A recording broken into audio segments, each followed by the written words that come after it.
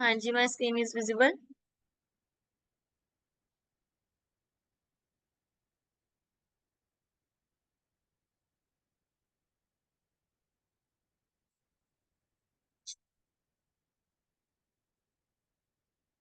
Is my screen visible to all?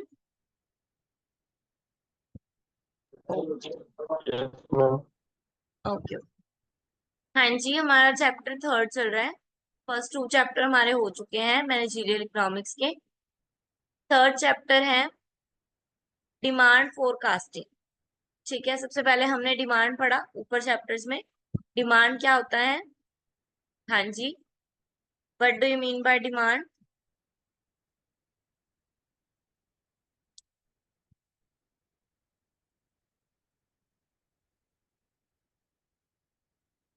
What do you mean by demand?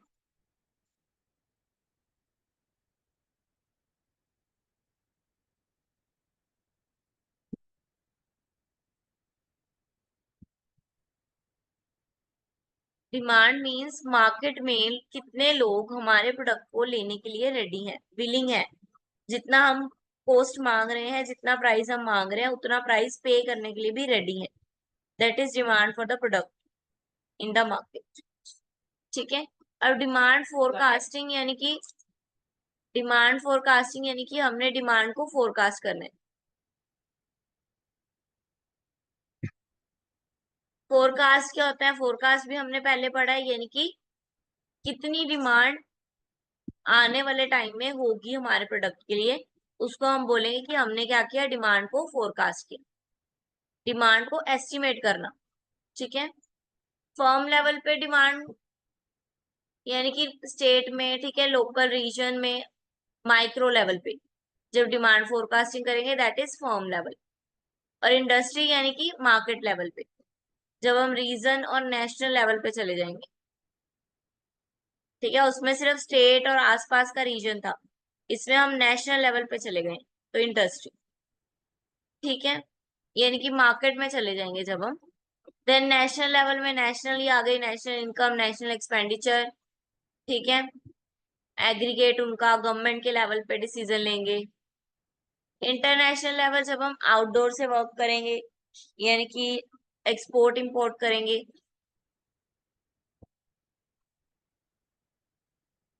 Then time horizon, time तो आपको पता ही है, दो तरह से, शॉर्ट टर्म और long term.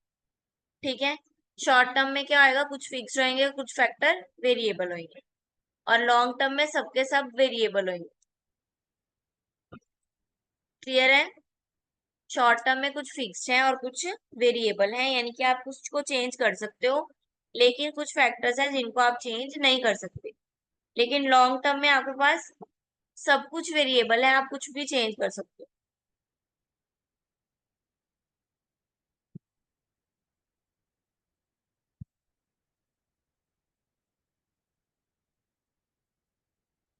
Then nature of goods आ गया। अब आगे डिमांड फोरकास्ट करनी है according to the nature of the goods. Two types के गुड होते हैं, कंज्यूमर गुड और कैपिटल गुड। ठीक है, कंज्यूमर गुड कौन से हैं? जो पीपल ने कंज्यूम करने।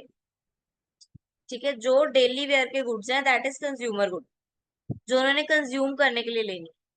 जब हम उसके बारे में डिमांड को फोरकास्ट करेंगे, उससे रिलेटेड डिमांड फोरकास्ट करेंगे। कंज्यूमर गुड्स कौन से हो गए? लाइक क्लोथ, ठीक है, फूड, जो डेली लाइफ में यूज होने वाले। ठीक है, उसकी अगर हम डिमांड को फोरकास्ट करेंगे that is demand forecasting for consumer good. और व्हेन कैपिटल गुड्स, ये देखो ये दिया हुआ है, जैसे कि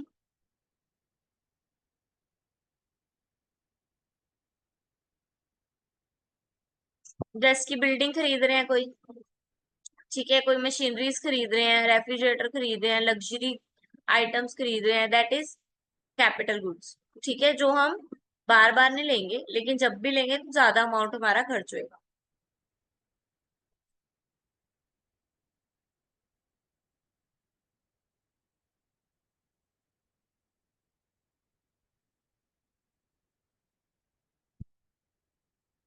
तो अब आगे हम करते क्यों है demand forecasting, why we go for demand forecasting?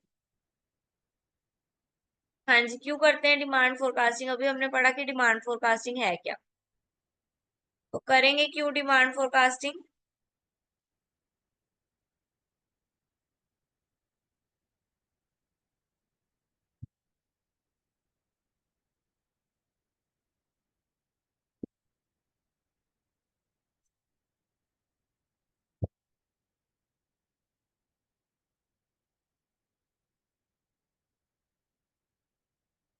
Increase supply chain efficiency, यानी कि जो सप्लाई चेन है, जैसे कि हम सप्लाई कर रहे हैं जो चीज, सप्लाई और डिमांड बराबर होनी चाहिए ना, तभी इक्विलिब्रियम आएगा, तभी हमें प्रॉफिट होएगा। ठीक है, उस चेन को इफिशिएंटली वर्क करने के लिए, यानी कि जितनी डिमांड है उतना प्रोडक्शन करने के लिए हमें क्या है, हमें डिमांड को फोरकास्ट करना पड़ता है। अगर हमें पता ही नहीं होगा आने वाले टाइम में डिमांड कितने होने वाली है, और अगर हमने ज्यादा बना दिया तो हमें लॉस हो जाएगा, और अगर कम बना दिया तो हमें तो भी लॉस हो जाएगा। ठीक है, तो इन शॉर्ट हमें पता होना चाहिए कि कितनी सप्लाई आगे हमें जरूरत पड़ने वाली है। Then improve labour management, labour की मैनेजमेंट को इम्प्रूव करने के लिए उनको पता है कि इतने टाइम में इतने प्रोडक्शन हमें देनी देनी है, तो जिससे क्या होगा, लेबर की मैनेजमेंट इम्प्रूव होएगी। एडिक्वेट कैश फ्लो, डिमांड होएगी तो कैश फ्लो इनफ्लो होएगा, कैश आएगा कंपनी में। ठीक है, मार्केट में भी कैश आएगा, कंपनी में भी कैश आएगा, तो एडिक्वेट कैश फ्लो होता रहेगा। एक्यूरेट बजटिंग करने के लिए, नेक्स्ट टाइम नेक्स्ट ईयर के लिए हम बजट पहले ही प्रिपेयर करते हैं, तो हमें पता होना चाहिए कि आने वाले टाइम में हमें कितनी डिमांड होने वाली है हमारे प्रोडक्ट, ताकि हम उस हिसाब से अपना बजट प्रिपेयर कर सकें। क्लियर है, ये पढ़ लो एक एक बार सारे, बीच वाले पॉइंट सारे पढ़ लो।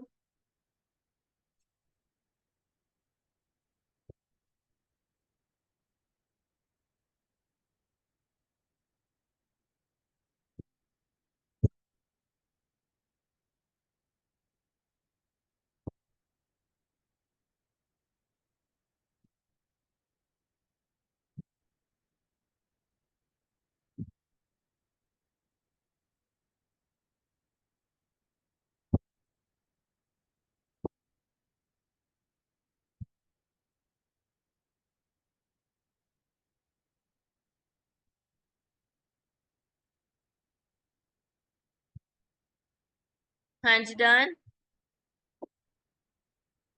देन क्रिटिसाइजेस हैं, यानी कि फोरकास्टिंग कैसे की जा सकती है।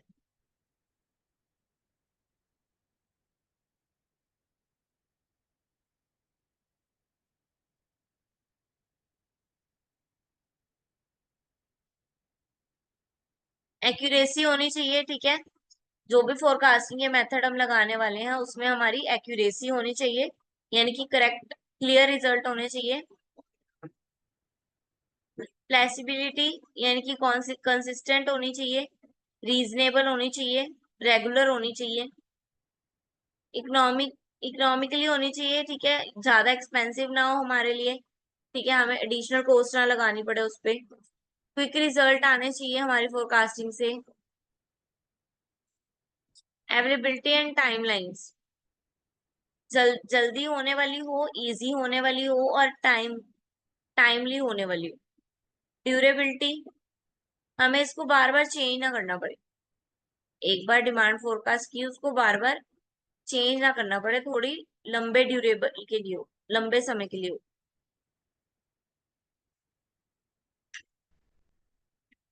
देन मेथड्स आ गए हमारे फोरकास्टिंग के। फर्स्ट आ गया कलेक्टिव ऑप्शंस सर्वे। पढ़ो जरा क्या लिखा है।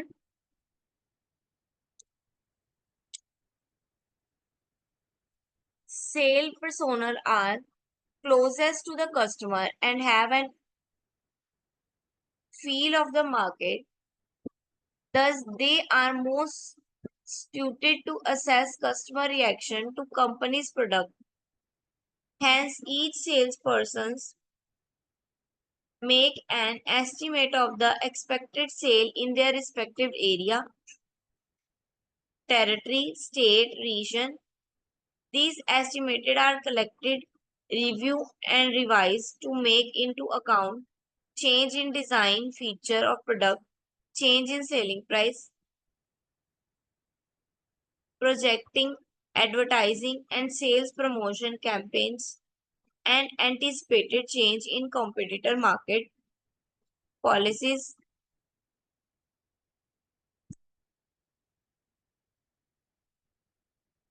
Collective option survey. In collecting options, buyers are asked about their future buying intentions of product. इसमें क्या होगा, कलेक्टिव ओपिनियन है ना, ओपिनियन यानी कि हम बायर्स का ही ओपिनियन लेंगे, जो हमारे प्रोडक्ट यूज कर रहे हैं उनका ओपिनियन लेंगे आगे की प्रोडक्शन के लिए, कि आगे जाके वो कोई चेंज चाहते हैं हमारे प्रोडक्शन में, ठीक है, कोई नया फीचर चाहते हैं हमारे प्रोडक्ट में, या वो हमारे प्रोडक्ट को नेक्स्ट भी लेने के लिए विलिंग है, ठीक है, वो लेना चाहते हैं, हमारा प्रोडक्ट उनको पसंद आया है, ये हम सर्वे करेंगे उनसे पूछ के, ठीक है। Then survey of customer intentions. अब हमने कस्टमर की इंटेंशंस को चेक कर, पहले हमने कस्टमर से सर्वे किया, अब इंटेंशंस यानी कि वो सोच क्या रहा है, but what they are thinking about, ठीक है, उनकी इंटेंशंस देखनी कि उन्होंने हमारा प्रोडक्ट किस लिए लिया था, पर्पस क्या था उनका उसके पीछे हमारा प्रोडक्ट लेने, ठीक है। जैसे अगर जॉनसन्स बेबी लिया जा रहा है, कि कोई भी कस्टमर जॉनसन्स बेबी लिया लेते हैं, तो ऑलमोस्ट क्या कन्वे हुआ इससे, या तो कौन हुआ है, ठीक है, या फिर किसी बेबी के लिए ये लिया जा रहा है, यानी कि कस्टमर की इंटेंशंस हम जांच कर रहे हैं,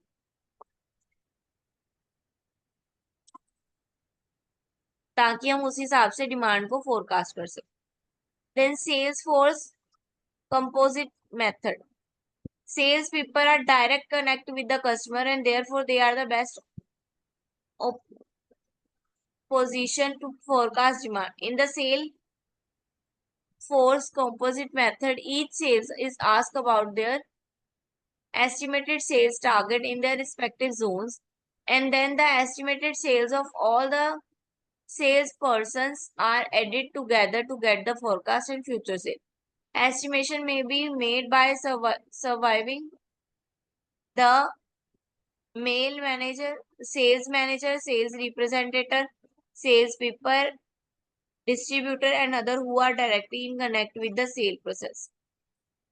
हाँ जी, सेल्स फोर्स कंपोजिट मेथड क्या हुआ, डायरेक्ट जो सेल्स मैन है डायरेक्ट कस्टमर से मिलकर अपने प्रोडक्शन का रिव्यू लेंगे, अपने प्रोडक्शन के बारे में पूछेंगे, अपने प्रोडक्शन का डेमो देंगे, ताकि जो कस्टमर है वो उसको लेने के लिए रेडी हो जाए, ठीक है। आपके घर पे भी आते हैं ना शैम्पू सरफ लेके, क्यों आते हैं वो सेल्समैन होते हैं, ठीक है,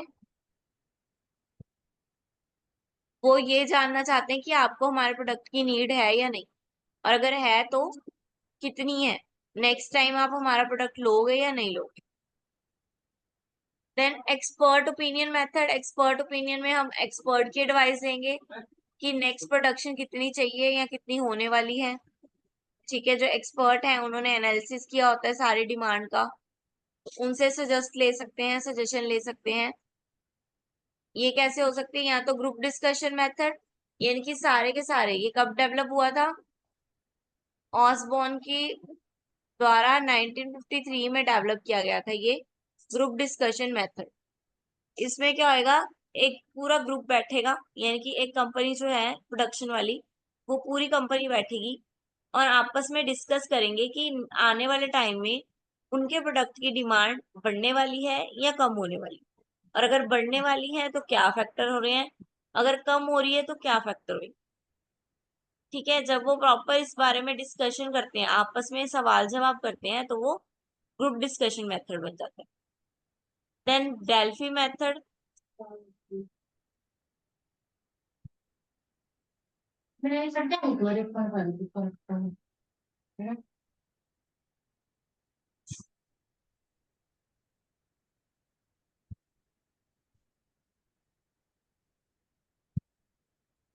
डेल्फी मेथड में क्या होता है, सबसे पहले तो कोऑर्डिनेटर जो होते हैं उनको एक सेट ऑफ क्वेश्चंस दिए जाते हैं, ठीक है, सारे के सारे एक्सपर्ट पैनल्स होते हैं, उनको एक क्वेश्चंस दिए जाते हैं, सब लोग उस क्वेश्चन के आंसर देते हैं, ठीक है, फिर उस क्वेश्चन के आंसर को मैच किया जाता है आपस में, जो एक्सपर्ट्स है सारे उनके सबके आंसर्स को मैच किया जाता है, जो जो तो मैच हो गए, ठीक है, जो मैच नहीं हुए वो दोबारा पूछा जाता है उनसे, ठीक है। वो क्वेश्चन दोबारा पूछा जाता है उनसे। फिर दोबारा उन क्वेश्चंस के आंसर देते हैं, न्यू आंसर्स निकालते हैं, फिर उनको दोबारा मैच किया जाता है। ये प्रोसेस जो है वो एंड तक चलता रहता है जब तक सबके आंसर जो है वो सभी क्वेश्चंस के आंसर सभी एक्सपर्ट्स के मैच नहीं हो जाते, यानी एक फाइनल रिजल्ट नहीं आ जाता। सब अलग अलग मेथड बोलते हैं, उन मेथड पे फिर से डिस्कशन की जाती है। ठीक है, फिर जो सबसे बेस्ट होता है उसको, जो सब लोग डिसाइड कर लेते हैं फाइनली, उसको चूज कर लेते हैं। ठीक है, coordinator send a set of question in return to all the expert, expert को रिटर्न क्वेश्चन दे रही है। Then return prediction of expert are collected, उनकी जो प्रोडक्शन है, उनकी उनकी जो प्रोडिक्शंस है, जो एडिशंस है, वो ले ली जाती है कोऑर्डिनेटर के द्वारा। फिर उसकी समरी बनाई जाती है, डिजाइन बनाया जाता है। फिर न्यू सेट ऑफ क्वेश्चंस निकाले जाते हैं, उनमें से जो तो मैच कर रहे थे वो तो ओके हैं, और जो मैच नहीं कर रहे थे उनके आंसर, उनके दोबारा क्वेश्चन पेपर बनाए जाते हैं। फिर से उनसे आंसर दोबारा मांगा जाते हैं उन क्वेश्चनों के लिए। देन ये प्रोसेस चलता रहता है जब तक सबके आंसर सेम या कलेक्टिवली सेम नहीं होते।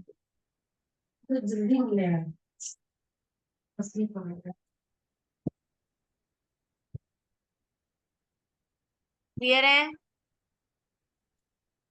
हाँ जी, देन ये वाला कंसेप्ट पढ़ो, मार्केट सिमुलेशन।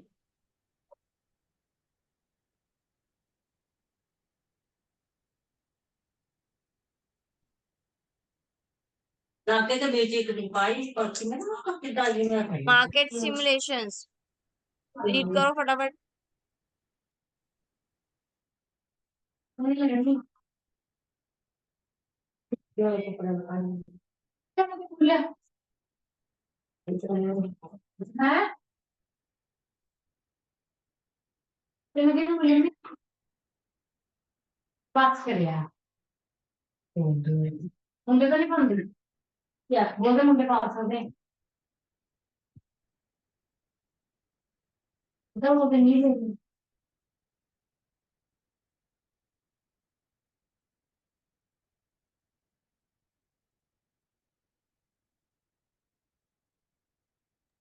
हाँ जी, पढ़ा बेटा।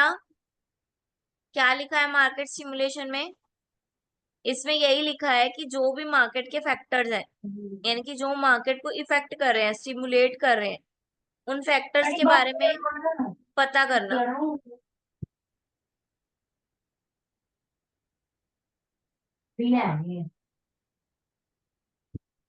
जो कस्टमर है उनकी ऑब्जर्वेशन को फाइंड आउट करना कि वो क्या चाह रहे हैं।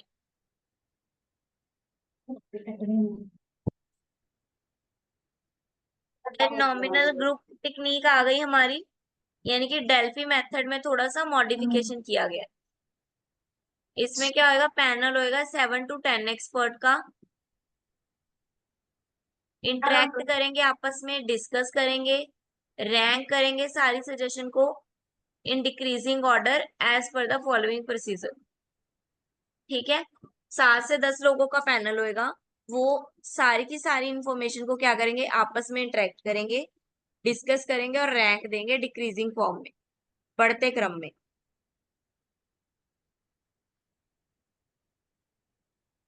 बड़ा फिर छोटा फिर छोटा।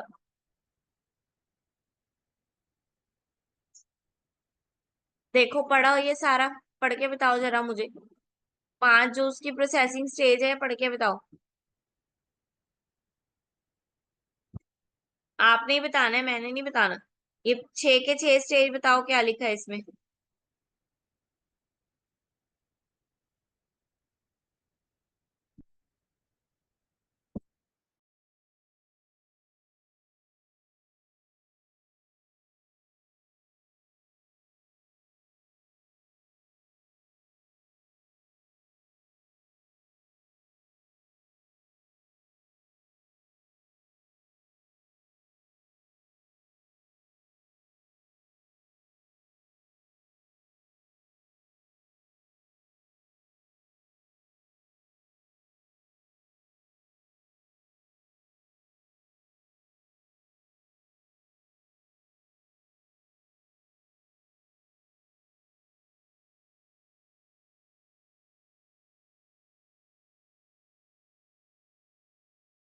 हाँ जी, कौन एक्सप्लेन करेगा इसको?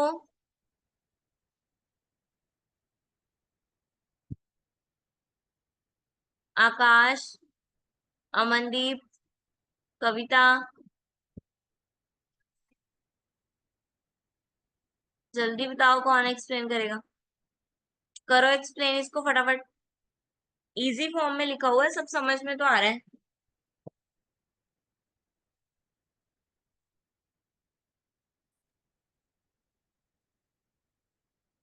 मैम पहले जो एक्सपर्ट्स होते हैं वो एक टेबल के अराउंड बैठ जाते हैं, और ताकि वो एक दूसरे को अच्छे से मतलब देख सकें और सुन सकें।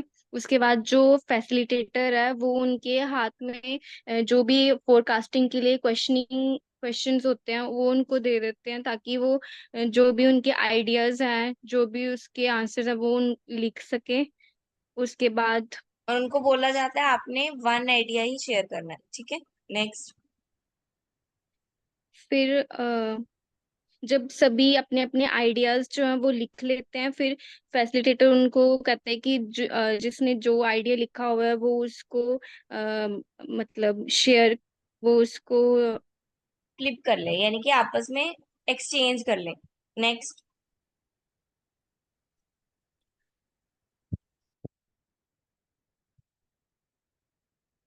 नेक्स्ट पढ़ो। नेक्स्ट क्या है पॉइंट?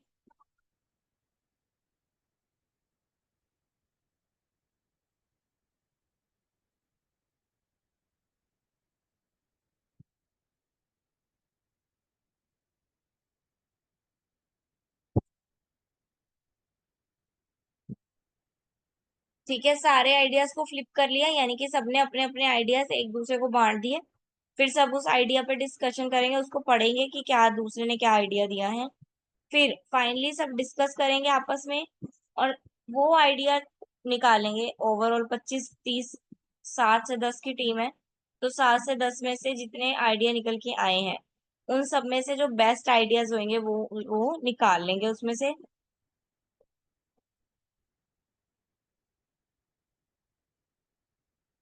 ठीक है, और फिर एंड में क्या होएगा, जितने भी आइडियाज थे एक्सपर्ट्स को बोला जाएगा सभी को मिलके कि आप जितने भी आइडिया आप सबने अभी डिस्कस किए हैं या जितने भी आइडियाज की बात हो रही है उन सबको रैंक दो, यानी कि first to first second third fourth ऐसे करके रैंक दो।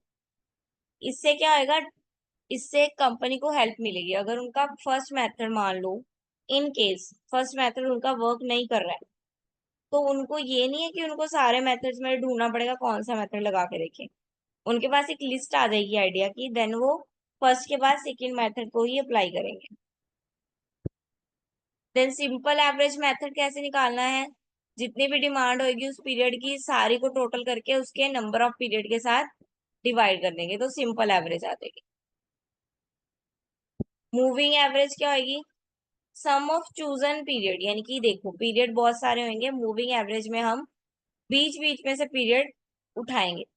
सारे पीरियड्स नहीं यूज करेंगे, हम बीच बीच में से पीरियड्स उठाएंगे, या जितना बोला जाएगा उतना ही उठाएंगे।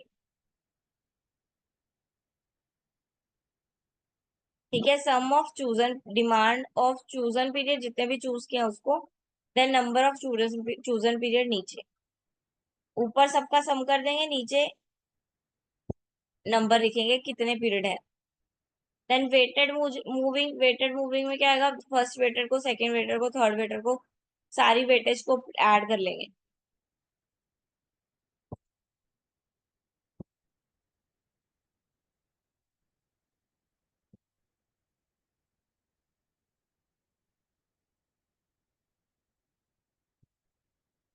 सारी वेटेज को ऐड कर लेंगे।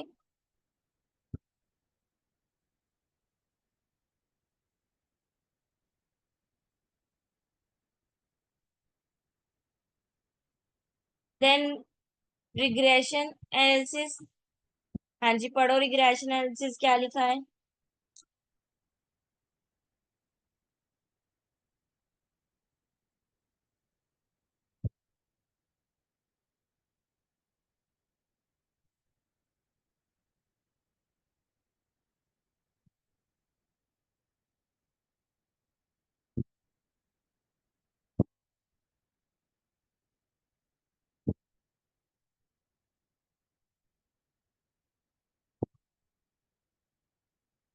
पढ़ लिया बेटा? एक्सप्लेन करो।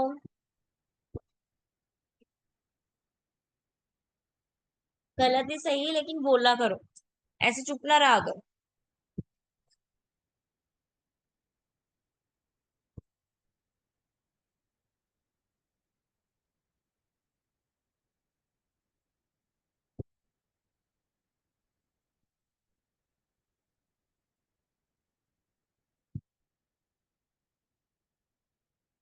क्या होता है regression analysis?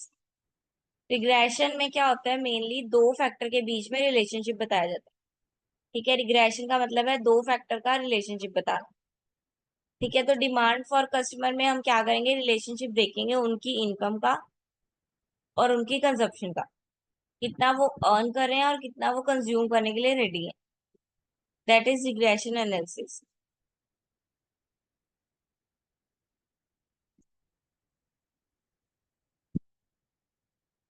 Then economics, economics क्या होगा, इकोनॉमी के फीचर्स को देखकर। ठीक है, ट्रांसपोर्ट क्या है, हमारे पैसेंजर्स कहाँ हैं, इन सबको देख के। देन टाइम सीरीज यानी कि टाइम को देख के, शॉर्ट टर्म है, लॉन्ग टर्म है, मीडियल है, उस सबको ध्यान में रख के, सीजनल है कि नहीं।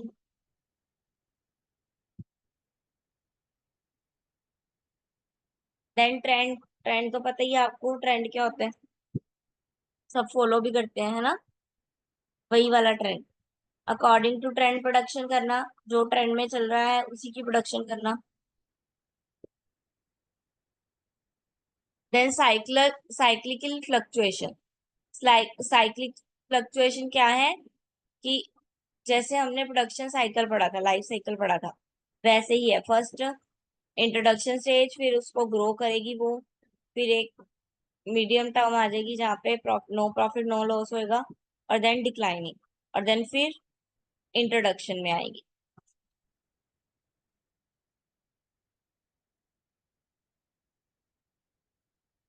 ये मेथड है ट्रेंड प्रोडक्शन के, किस किस तरह से आप जो प्रोजेक्ट है उसको ट्रेंडली व्यू कर सकते हो। फर्स्ट आ गया ग्राफिकली प्रेजेंट, ग्राफिकल मेथड। जब हम डाटा को ग्राफिकली रिप्रेजेंट कर देंगे तो वो कौन सा मेथड बन जाएगा, वो ग्राफिकली मेथड बन जाएगा। डाटा वही है, सेल्स भी वही है, ईयर्स भी वही है, बस प्रेजेंट करने का तरीका अलग है। लीस्ट स्क्वायर पढ़ो फटाफट।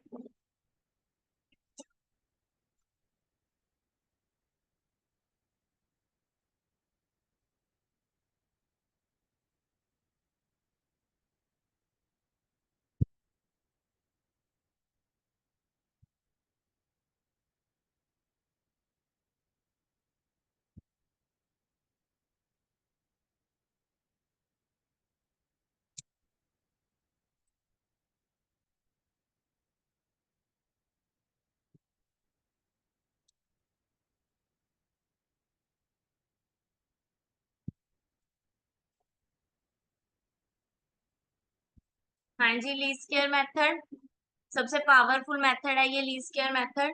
इसमें लीनियर फंक्शन लगाए जाते हैं, यानी कि स्टैटिस्टिक मेथड यूज किया जाता है। इक्वेशन बनाई जाती है एक, और उस इक्वेशन के हिसाब से टास्क को परफॉर्म किया जाता है। इक्वेशन क्या है, y is equal to a plus b x.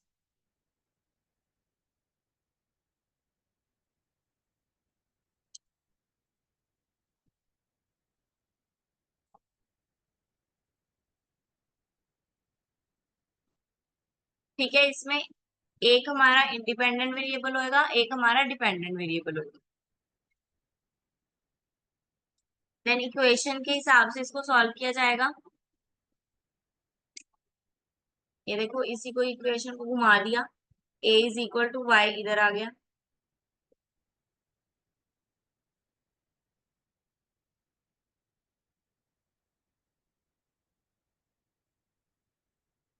Then last method, ARIMA method.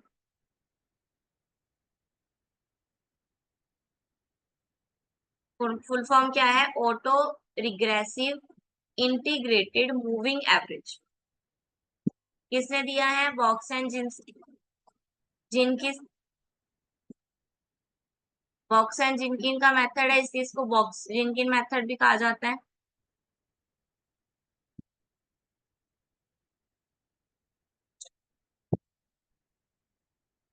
ठीक है, ये मेथड कहाँ यूज होता है, जहाँ पे जो सीरीज होती है वो क्या है, बहुत कॉम्प्लिकेटेड होती है, जिनको डिफाइन करना थोड़ा सा मुश्किल होता है, कॉम्प्लेक्स डाटा है, वहां पे कौन सा मेथड यूज होगा, अरीमा।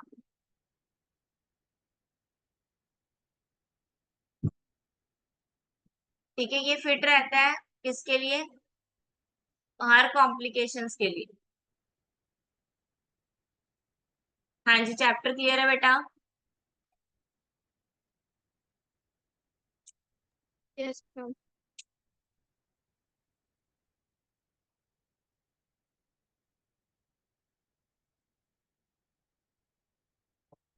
चैप्टर क्लियर हुआ, डिमांड फोरकास्टिंग मेथड्स क्लियर हुए।